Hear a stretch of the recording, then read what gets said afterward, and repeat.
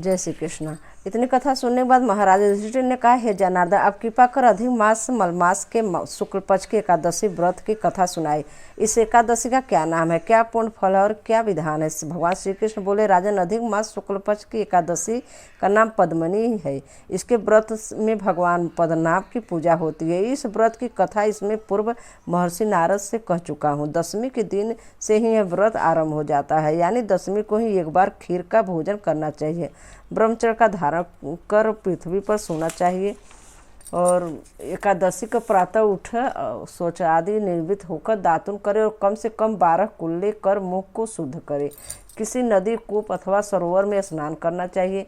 गोमय, मृतिका, तिल, कुश और आंवले के चूर्ण विधिवत स्नान करना चाहिए। स्नान के पूर्व मृतिका का लेपन करे और प्रार्थना पूर्वक स्मरण करें कि हे मृतिका, भगवान ने वाराह रूप धारण कर तुम्हारा उद्धार किया है। ब्रह्मा और कश्यप द्वारा आप आमंत्रित की गई हैं, अतः आप मुझे भगवान की पूजा करने की शक्ति प्रदान करें। हे ब्रह्मा के मुख से उत्पन्न होने वाली समस्त संसार के पवित्र करने वाली, आप मेरे अंगों को पवित्र शुद्ध करें और शंख, चक्र, गदा और पदधारी देवाधीश जगन्नाथ, आप मुझे स्नान करने की आज्ञा दी। इस प्रकार कहकर वरुण का मंत्र जप करता हुआ स्नान करे और तथा आदि उत्तम तीर्थों के अभाव से उनका स्मरण करता हुआ स्नान करे और धोया हुआ साफ वस्त्र धारण करे। संध्या वंदना आदि नित्य कर्मों से निर्भय भगवान मंदिर में जाकर उनकी पूजा करे।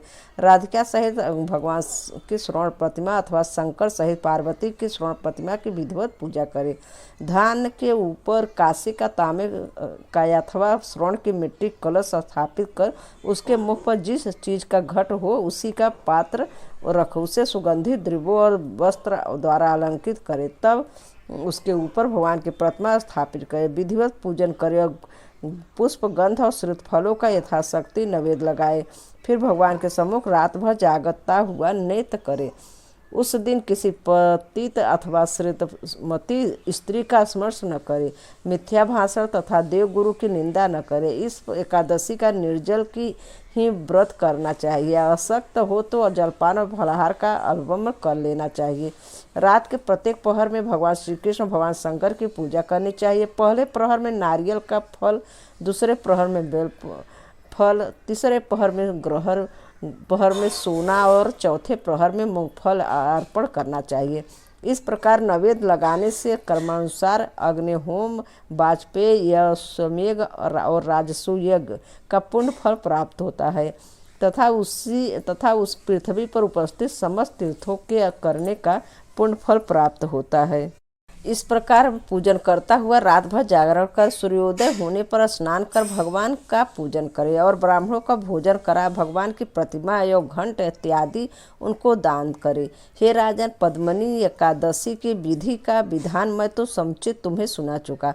अब इसी विषय का एक आख्यान जिसकी महर्षि पुलस्त्य के नाम से नारद से कहा था और तो जो अत्यंत ही सुंदर और पवित्र है, मैं तुमसे कहता हूँ, ध्यानपूर्वक सुनो। एक बार कार्तिवार्जुन ने रावण को बंदी कर लिया और पुलस्त्य ने जाकर उसे मुक्त कराया। इस कथा को सुन नारद जी ने पुलस्त्य जी से पूछा कि भगवान, यह बात मेरी समझ में नहीं आती कि त्रिलोक विजयी रावण को कीर्तिवीर ने किस प्रकार बंदी कर लिया। नारद जी के वचन सुन पुलस्त्य जी ने कहा, नारद, अब तुम कीर्तिवीर की उत्पत्ति सुनो, तुम्हारी समझ में आ जाएगी। त्रेता युग में कीर्तिवीर नाम का एक महाप्रतापी राजा हुआ और अतीब उसके महल में एक से एक सुंदरी 100 रानियां तथा पुत्रादि को नहीं था। उस राजा ने महर्षियों को उपदेशानुसार अनेकों राजसूय यज्ञ और यज्ञ और किए गए, कोई परिणाम नहीं निकला। तब राजा अत्यंत उदास और दुखी रहने लगा। सोचते सोचते तप करने लगे के लिए जाने का निश्चय कर राज्य का भार मंत्री के मत्थे तपस्या करके चला। यह समाचार सुन उसकी एक रानी, उसका नाम प्रमदा तथा भेष में तपस्विनी का बनाकर राजा के साथ निकल पड़ी। वन में जाकर राजा ने 1000 वर्ष पर्यंत तपस्या की, मगर कोई फल नहीं हुआ। यह देख प्रमदा को दुख हुआ। एक दिन वह अनुसुईया के आश्रम में जा उनको प्रणाम कर उन्हें अपना समस्त वृत्तांत कर सुनाया। हे देवी, मुझे कोई युक्ति बताइए कि जिससे मेरा मनोरथ पूर्ण हो। रानी के समस्त राम कहानी सुनिए। देवी अनुसुईया ने कहा, तुम अधिक मास में 32 महीने में आता है और उनमें से 2 एकादशियाँ होती है, पद्मनी और परमा। ये दोनों ही यथाशक्तियाँ अतुल और अच्छे फल देने वाली है। अस्तु, तुम दोनों ही एकादशियों का व्रत कर भगवान का पूजन और भजन कीर्तन कर रात्रि का जागरण करो, तुम्हारी मनोकामना अवश्य पूरी होगी। रानी देवी अनुसुईया से व्रत कर का विधान सुनकर अपने आश्रम में आई और पद्मनी का एक व्रत का निराहार और निर्जल रहकर रात्रि जागरण और कीर्तन किया। व्रत के समाप्त होते ही भगवान कमलनाभ प्रकट हुए और रानी से कहा कि वर मांगो।